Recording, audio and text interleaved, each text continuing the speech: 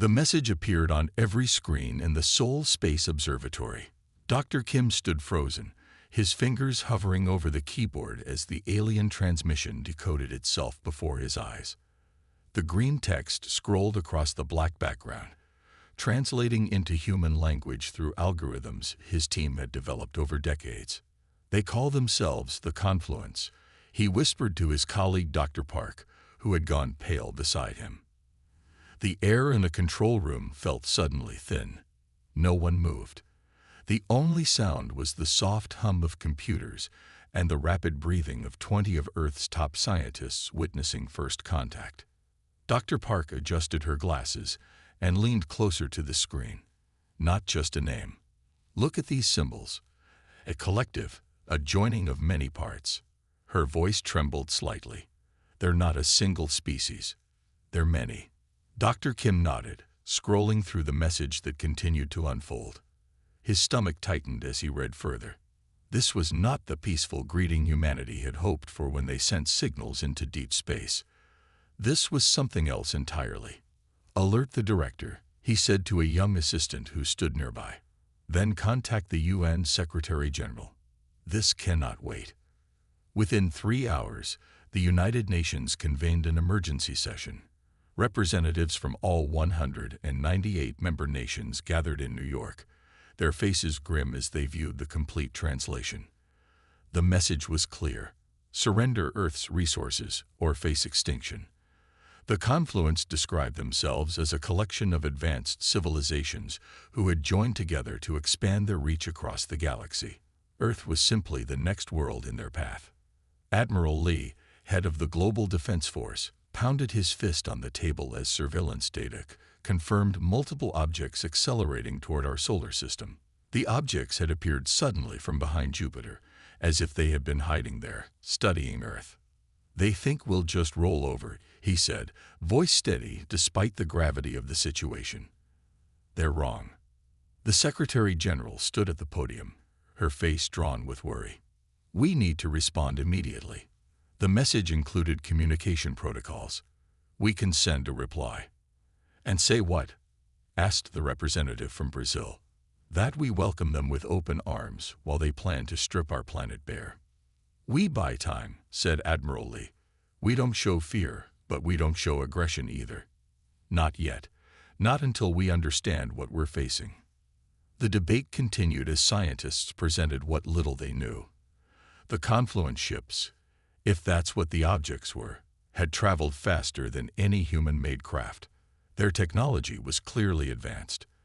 The message had referenced mining operations, atmospheric processing, and population management, clinical terms for what would amount to Earth's complete subjugation. Dr. Kim was called to address the assembly. He stood at the podium, his hands shaking slightly as he adjusted the microphone. The message contains references to other worlds, he explained. Worlds they've already visited. There are coordinates, descriptions of resources harvested. From what we can tell, these other planets had life. The text uses past tense when referring to them. A heavy silence fell over the room. In a secure room adjacent to the main chamber, technical experts drafted a response. It would be diplomatic, non-threatening, but would also make clear that Earth was inhabited by an intelligent species with rights to their own planet. The message would request further dialogue and peaceful contact. No one truly believed it would work. As the UN session stretched into its 5th hour, reports began coming in from around the world. The skies above major cities filled with unusual atmospheric disturbances, shimmering curtains of light that didn't match any known natural phenomenon. In Tokyo, swirling clouds formed perfect geometric patterns. Over London, the air itself seemed to ripple like water. Citizens looked up in wonder and fear. Videos spread across social media faster than governments could respond. Panic erupted in some areas. Stores emptied of supplies. Traffic jammed highways leading out of major cities. Dr. Park worked with her team to analyze the atmospheric changes. They're scanning us, she concluded. These patterns match the frequency signatures in their message. They're taking readings of our atmosphere, our cities, probably our defense capabilities. Admiral Lee immediately ordered all military bases to highest alert. Nuclear missile silos around the world prepared for potential launch. Fighter jets took to the skies. Naval vessels moved into strategic positions. Yet everyone knew these preparations might be meaningless against an enemy who could travel between stars. In the Seoul Observatory, Dr. Kim continued analyzing the message, looking for anything they might have missed. He found a pattern embedded in the code, a mathematical sequence that seemed familiar. "This matches our own deep space signals," he told Dr. Park with growing alarm. "The ones we've been sending out for decades. They'd been listening to us for a long time." The realization sent chills through the scientific community. The confluence hadn't just found Earth by chance. They had been watching, learning, preparing. All those hopeful messages humanity had sent to the stars, all those broadcasts of human culture and knowledge, they had been intelligence gathered for what now appeared to be an invasion. World leaders gathered in emergency summits. Ancient enemies put aside differences in the face of this new threat. China and the United States announced their joint space defense initiative. Russia opened its missile defense systems to NATO coordination. Countries with space capabilities pooled their resources to establish an early warning system. At the UN, a unified Earth government was proposed for the first time in human history, not as an idealistic dream, but as a necessity for survival. The motion passed with unprecedented support. The time for humanity to unite had arrived, ready or not. In his small apartment that night, Dr. Kim stared out the window at the strange lights dancing in the sky. His phone buzzed constantly with messages from colleagues and officials. Tomorrow he would join a new global science team tasked with understanding confluence technology and finding potential weaknesses. His mind kept returning to a small detail in the alien message, a reference to resistance encountered on other worlds. Other species had fought back. They had failed, according to the confluence records, but they had fought. Humanity would fight too. And perhaps with unity and determination, the outcome would be different this time. Outside his window, the lights in the sky pulsed brightly, then faded, as if the confluence had completed its initial assessment of Earth. The real test was yet to come. The United Earth Defense Council established headquarters beneath Mount Baekdu. The mountain stood tall and ancient on the border between Korea and China, its slopes hiding the massive underground complex that had been built in just 30 days. Workers had labored around the clock, digging deep into the earth to create humanity's last hope. Inside the reinforced bunker, General Kang reviewed the defensive plans with practiced calm.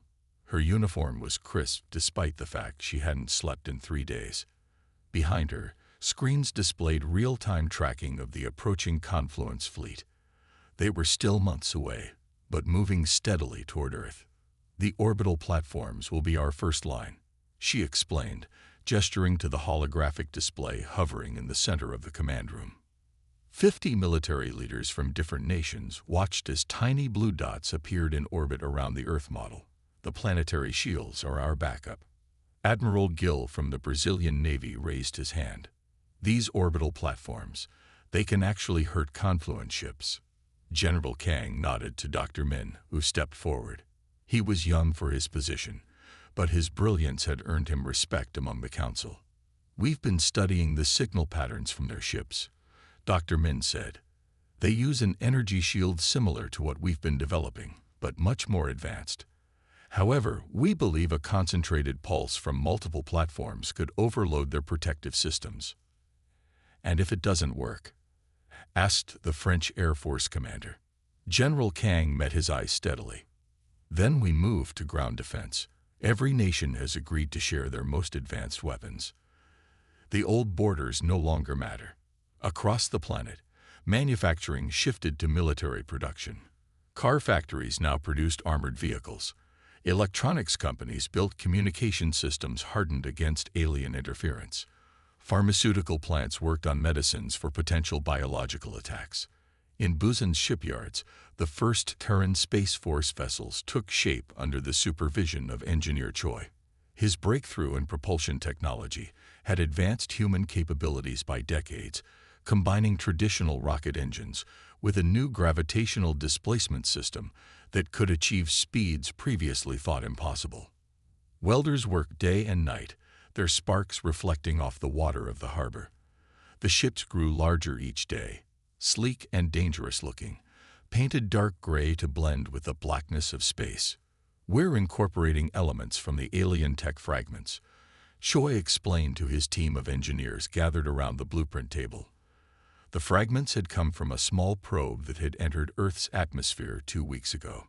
It had been shot down over the Pacific and recovered by a joint Chinese-American task force. "If we understand their systems, we can exploit them," Choi continued, pointing to the propulsion schematics. "Their approach to energy distribution gives us clues about potential weaknesses." His assistant, Yu, looked worried. "But we've only had 2 weeks with these fragments. The Confluence has been using this technology for centuries." Choi placed a hand on Yu's shoulder. "Yes, but they've never faced humans before. We adapt faster than any species we know." He smiled slightly. "We have to believe that makes a difference." Meanwhile, in a quiet laboratory beneath Seoul National University, Dr. Han worked alone. She had requested isolation after noticing something in the Confluence transmission patterns that others had missed. For 5 days, she had barely eaten or slept, running simulation after simulation. On the 6th day, she finally emerged, calling an emergency meeting with the Defense Council's Science Division. "Their communication network has a fundamental flaw," she announced, eyes bright with determination despite her exhaustion. "We can disrupt it." Dr. Han displayed her findings on the main screen. The other scientists leaned forward, studying the complex patterns of light that represented confluence communications. "They use quantum entangled particles to communicate instantly across vast distances," she explained. "It's how their fleet stays coordinated, but the entanglement requires a specific frequency to maintain stability." She highlighted a section of the pattern. "This frequency has natural harmonics, and if we broadcast a countersignal precisely calibrated, we could collapse their entire communication network," finished Dr. Min, who had joined the meeting via secure video link from Mount Baekdu. "Dr. Han, this is brilliant. Can we build a device to broadcast this countersignal?" asked Director Park of the Global Science Initiative. Dr. Han nodded. "Yes, but there's a problem. The device needs to be close to one of their main communication nodes. We would need to get it onto one of their ships." The room fell silent as the implications sank in. Someone would need to infiltrate a confluence vessel.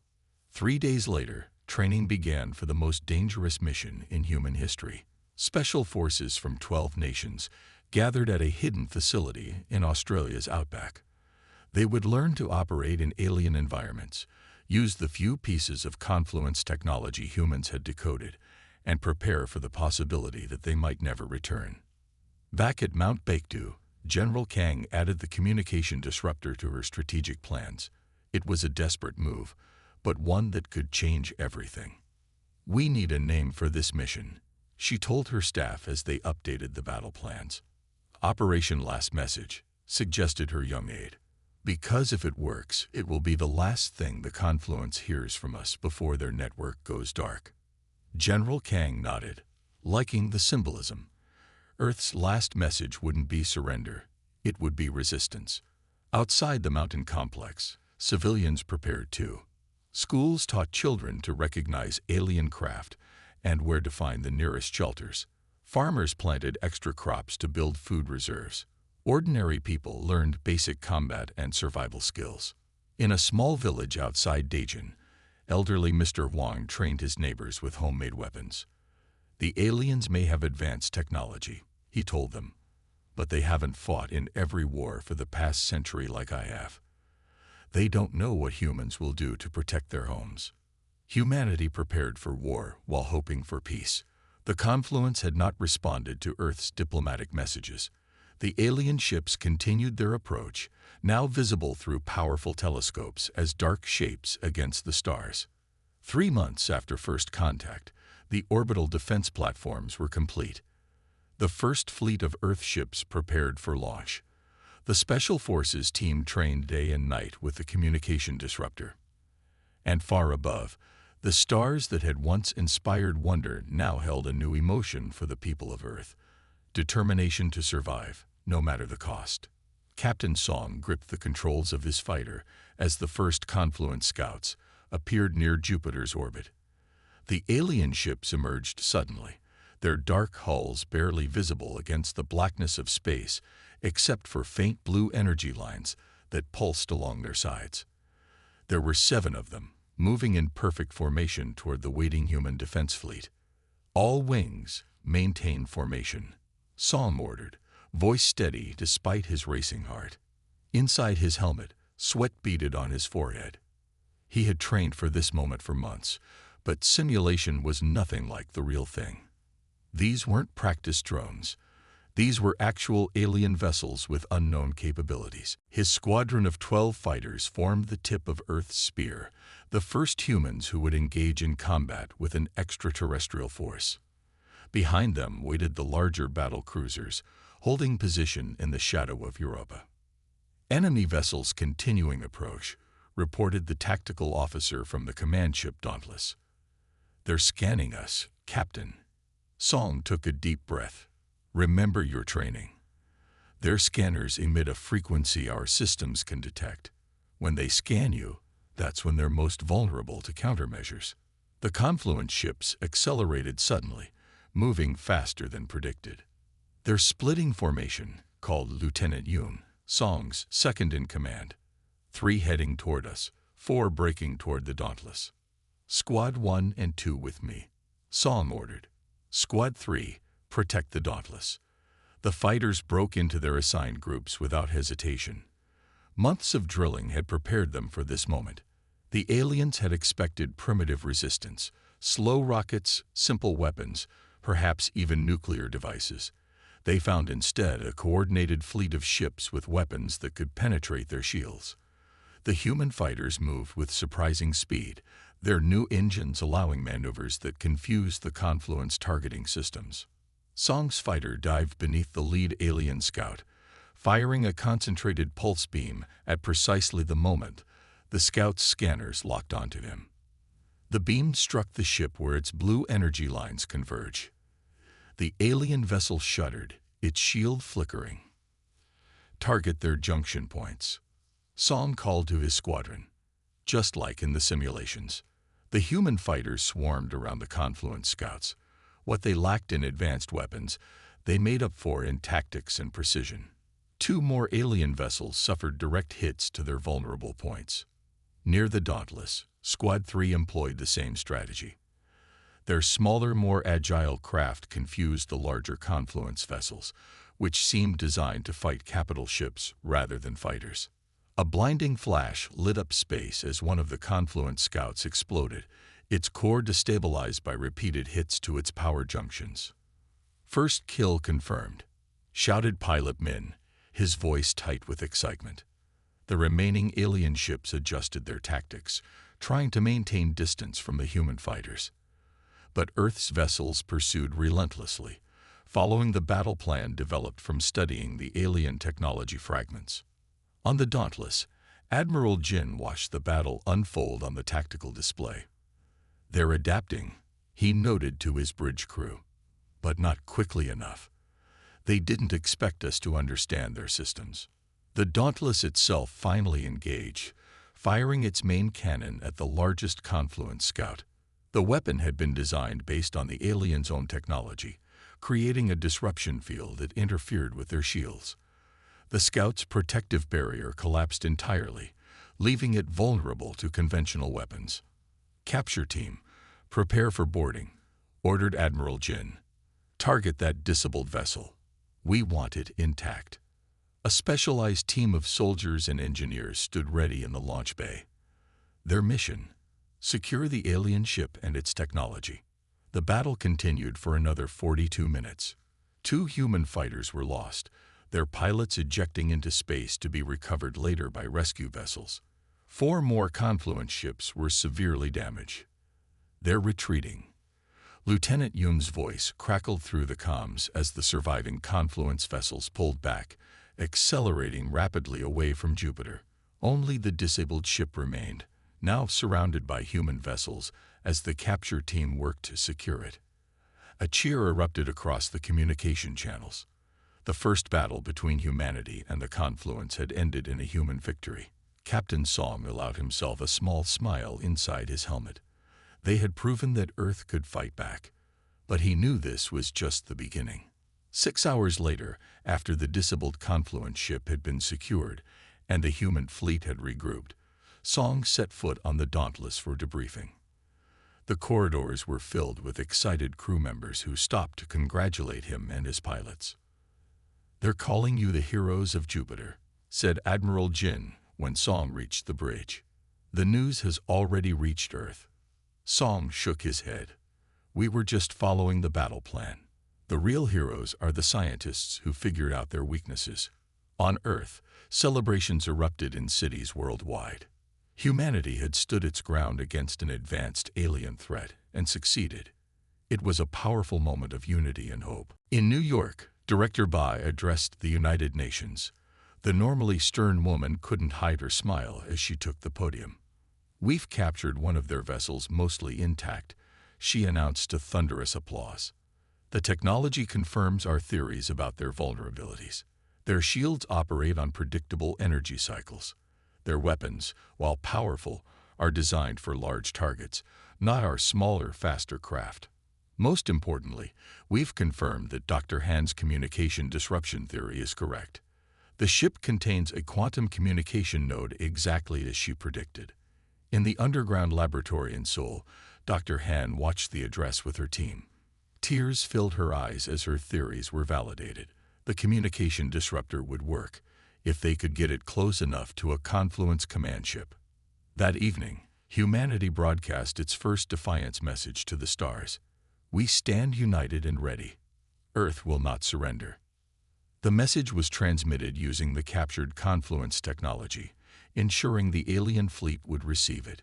It was translated into their mathematical language, leaving no room for misunderstanding. Captain Song watched the broadcast from his quarters on the Dauntless. The victory felt good, but he knew better than to celebrate too early. This had been just a scouting force, a small group testing Earth's defenses. His tactical display confirmed his fears. In the darkness of space, more Confluence ships changed course, heading toward Earth. Hundreds of them, forming a massive armada that dwarfed the scout force they had just defeated.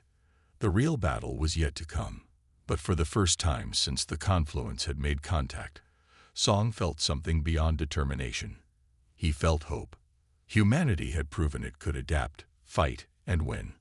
The aliens had underestimated Earth once. Perhaps they would do so again.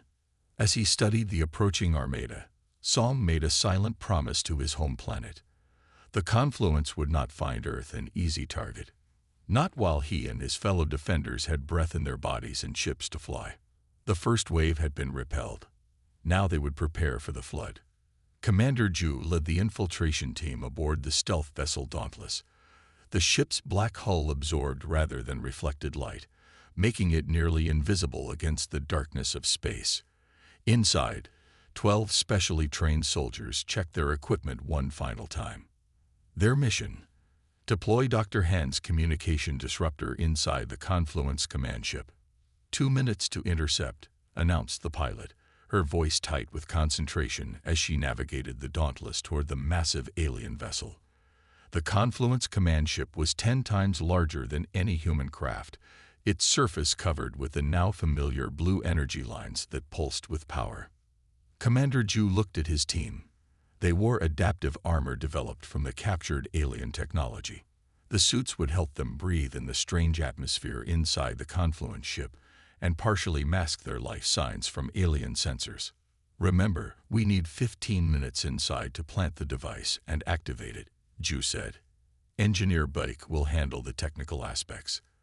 The rest of us provide protection." Engineer Bake nodded, her hand steady as she secured the disruptor device. It looked simple, a small metal box with extending probes, but it contained humanity's most advanced technology, designed to interfere with the quantum communication network that linked all Confluence ships. "Approaching docking point," said the pilot. "Their shields are fluctuating exactly as predicted. We have a 30-second window." The Dauntless slipped through a momentary gap in the alien shields, approaching a maintenance hatch identified by analysts who had studied the captured scout ship. With a soft thud that vibrated through the deck, they made contact. "Cutting tools ready," said Sergeant Moon, moving to the airlock with a device that would slice through the alien hull.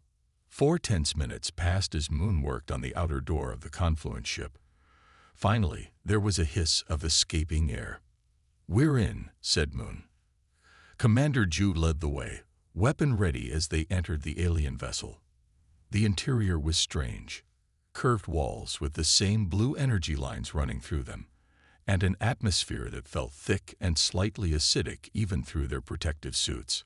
Warding successful, he whispered into his tactical comm, moving to the central hub. The team advanced cautiously through the corridors. They had memorized the layout based on the captured scout ship, but this vessel was much larger and more complex. Strange sounds echoed around them. Mechanical whirs mixed with what might have been alien voices. "Life forms detected ahead," warned Corporal Ryu, checking his scanner. 3 of them, moving away from us. The team pressed against the walls as 3 tall, multi-limbed creatures passed a junction ahead. These were the first actual Confluence aliens any human had seen up close.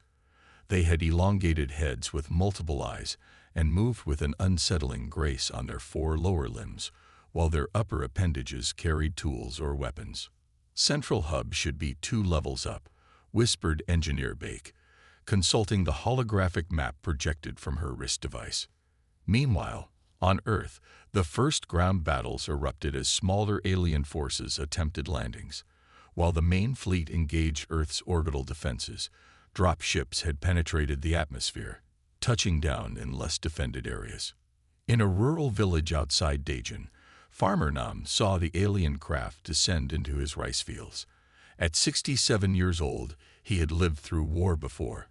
Without hesitation, he rang the village warning bell and gathered his neighbors. "Take your hunting rifles," he told the younger men.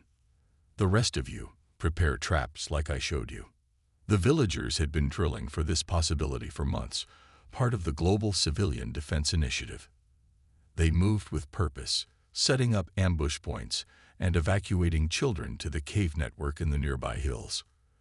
When the Confluence soldiers emerged from their craft, they found not panic, but a coordinated resistance. Simple but effective traps disabled 2 aliens immediately. Rifle fire from hidden positions took down 3 more. They expected fear, Nam would later recall to military historians. "We gave them determination." The village fought for 7 hours before military reinforcements arrived. Their successful defense would later become legendary, a symbol of humanity's resolve. Back in space, Commander Ju's team reached the central hub of the Confluence command ship. They had encountered only minimal resistance. Most of the alien crew was focused on the main battle outside. "This is it," said Engineer Bake, examining the massive array of pulsing technology that filled the chamber.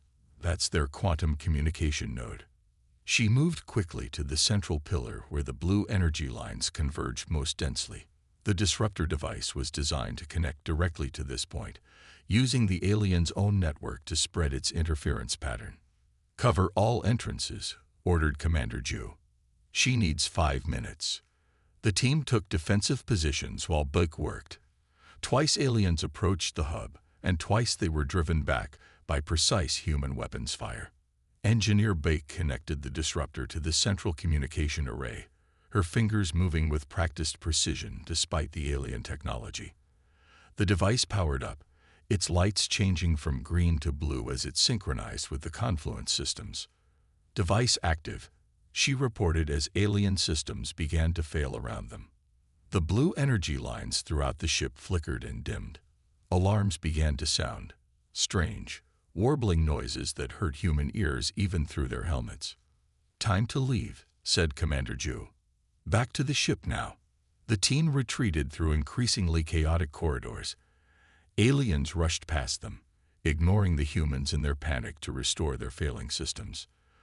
The disruptor wasn't just affecting this ship, it was spreading through the quantum network to every confluence vessel in the solar system. They'd reached the Dauntless with only one casualty. Sergeant Moon had been injured by falling debris when part of the alien ship's structure collapsed. The stealth vessel disengaged from the command ship and accelerated away just as larger sections of the confluence vessel began to lose power. Throughout the solar system, the confluence fleet fell into disarray. Ships lost coordination with each other. Some fired on friendly vessels. Others drifted aimlessly, their navigation systems compromised. Captain Song, now promoted to fleet commander after the Battle of Jupiter, led the counterattack from his new flagship, the Reclaimer. Earth's combined space forces surged forward, targeting the now vulnerable confluence vessels. Push them back past the Mars orbit. Song ordered his captains. Don't let them regroup. The battle lasted 14 hours. When it ended, the surviving confluence ships had retreated beyond the asteroid belt. Earth had won its first major victory. On the captured command ship, now being towed back to Earth orbit, research teams made a discovery that changed humanity's understanding of their enemy. "Commander, you need to see this," called a researcher as Ju toured the secured vessel. On a large display, the researcher showed him files translated from the alien database. They contained images and information about dozens of different species, creatures of all shapes and descriptions from various star systems. They were all conquered and enslaved by the confluence before they reached Earth, explained the researcher. Some serve as laborers, others as soldiers or technicians. The confluence isn't a cooperative like they claimed. It's an empire built on subjugated species. Commander Ju stared at the images, a new understanding dawning. "These aren't just our enemies," he said quietly. "They could become our allies." The information was immediately relayed to Earth Command. The war had just become more complex, and perhaps offered new hope. Humanity wasn't just fighting for itself now. They were potentially fighting for the freedom of dozens of enslaved civilizations. President Ryu stood before the United Nations General Assembly. 3 months had passed since the successful deployment of the communication disruptor. In that time, Earth had learned much from the captured confluence database. The knowledge changed everything about their approach to the war. The chamber was silent as President Ryu approached the podium. At 72, she was the oldest person ever elected to lead the United Earth government. Her white hair was pulled back in a simple style, and her face showed the lines of many sleepless nights. But her eyes burned with purpose. "Today we send our final message to the confluence," she said, her voice strong and clear. The cameras broadcasting her words reached every corner of Earth, and more importantly, would carry her message to the stars. The remains of the confluence fleet had regrouped beyond Mars. Their communication network was partially restored, but Earth now had a direct channel to their leadership. "We offer you not surrender, but partnership," she declared, looking directly into the camera. "And to those species who suffer under confluence control, we offer alliance and freedom." The bold proposal had been debated fiercely in closed sessions.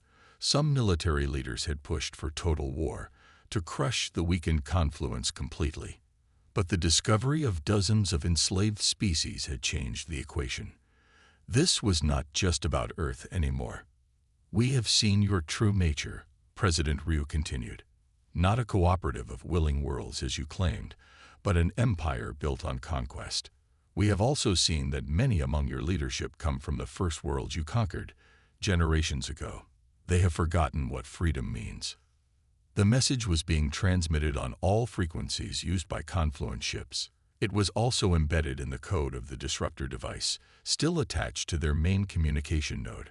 There was no way for them to avoid hearing it. "Humanity chooses a different path. We offer all species of the confluence a place in a true cooperative. Equal voices, shared resources, mutual protection. This includes your founding species." Behind her stood the first alien ambassadors, 3 representatives from species found aboard the captured command ship who had chosen to ally with Earth. They looked strange to human eyes. One had 4 arms and iridescent skin. Another was short and covered in thick fur. The third resembled a large insect with compound eyes. But they stood proudly beside humans as equals. The message spread through the compromised Confluence network. The disruptor device that had once caused chaos now served as a pathway for Earth's offer to reach every ship, every colony, every enslaved world. Within days, reports arrived of uprisings on conquered worlds as subjugated species found new hope in humanity's resistance. The Confluence leadership tried to suppress the message, but it was too late. The idea of freedom had taken root. On one mining colony orbiting a distant gas giant, workers seized control of their facilities and broadcast their support for Earth's proposal. On another world, a species that had been servants to the Confluence for 15 generations rose up against their overseers. Most surprising were the defections from within the Confluence military itself. 7 ships, each crewed by different species, broke away from the main fleet and sent a simple message to Earth. We choose freedom. The Dauntless, repaired and upgraded after its dangerous mission to the command ship, was sent to meet these ships at the orbit of Titan. Commander Ju led the mission, his team now including 2 alien specialists who had defected earlier. Approach with caution, he ordered as the defector ships came into view. Maintain defensive positioning until intentions are confirmed. The meeting was tense at first. Centuries of Confluence control had left deep distrust between species, but the shared desire for freedom proved stronger than old prejudices. 2 weeks later, the Dauntless returned to Earth orbit in triumph, now joined by ships from 7 formerly enslaved species. The vessels were as varied as their crews, some sleek and predatory, others bulky and practical, each reflecting the culture that built it. Commander Ju stood on the bridge, watching the colorful array of alien vessels now flying alongside human ships. Earth's orbital defense platforms, once aimed outward against threats, now served as waypoints guiding the new allies safely into position. I never imagined this outcome when we deployed the disruptor, he told Engineer Bake, who had been promoted after their successful mission. Bake smiled. We thought we were building a weapon. Instead, we built a bridge. On Earth, preparations moved quickly for an unprecedented event. The city of New Seoul, rebuilt after suffering damage in the early Confluence attacks, was chosen to host the first interspecies diplomatic summit. The city's largest convention center was modified to accommodate beings with different atmospheric needs, gravity preferences, and body types. Ambassador Shin, formerly South Korea's representative to the UN, had been selected to speak for humanity. She had a gift for languages and had already begun learning to communicate with several of the alien species without translators. 3 days before the summit, the remaining Confluence leadership responded to Earth's message. They would send representatives, not to surrender, but to discuss terms. The war was ending not with a final battle, but with words. The summit opened under clear blue skies. 34 species were represented, including 5 from the original Confluence leadership. Security was tight, tensions were high, but hope outweighed fear. The Galactic Cooperative of Independent Species, Ambassador Shin announced at the opening ceremony. Her voice carried across the great hall where beings who weeks earlier had been enemies now sat side by side. A new beginning for all our peoples. The negotiations were not easy. Centuries of oppression left deep wounds. Resources had to be reallocated, borders defined, and fundamental rights established. Humanity often found itself in the role of mediator between species with long-standing grievances. But progress came steadily. The Confluence's technology, once used to conquer, was repurposed to heal environmental damage on exploited worlds. Trade routes were established based on mutual benefit rather than extraction. A shared defense protocol was developed to protect all member worlds. Earth itself changed. New technologies advanced human capabilities. Cultural exchange brought alien art, music, and ideas that enriched human society. And humans shared their own unique gifts. Their adaptability, creativity, and resilience had impressed even the oldest species. On the final day of the summit, delegates gathered to sign the foundational treaty of the new cooperative. As their signatures or mark equivalents were added to the document, children in schools across Earth watched the broadcast with wonder. In a classroom in Daejeon, not far from where Farmer Nam had led the famous village defense, a teacher asked her students what they wanted to be when they grew up. "I want to be a diplomat and visit other worlds," said one girl. "I want to learn alien medicine," said another child. Not one mentioned becoming a soldier. President Ryu watched the treaty signing from her office in the United Earth Government headquarters. On her desk sat a small piece of metal, a fragment from the first Confluence ship shot down over Earth. She had kept it as a reminder of how close humanity had come to extinction. Now it would become a museum piece, a relic of a war that had ended not with annihilation, but with understanding. Humanity had faced extinction and emerged not just surviving, but leading a new era of galactic cooperation. The stars that had brought threat now promised opportunity. The message that had begun as defiance, "We stand united and ready," had evolved into something greater. We stand united, not just as humans, but as free beings throughout the galaxy. And we are ready, not for war, but for peace. The end.